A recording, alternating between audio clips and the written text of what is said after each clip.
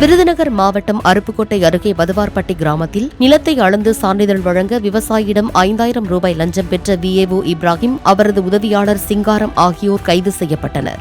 சட்டை, லுங்கி, துண்டு அணிந்து கொண்டு சாதாரண நபர் போல் மாறுவேடத்தில் சென்ற லஞ்ச ஒழிப்புத்துறை போலீசார் கையூட்டு பெற்ற இருவரையும் கையும் களவுமாக பிடித்தனர்.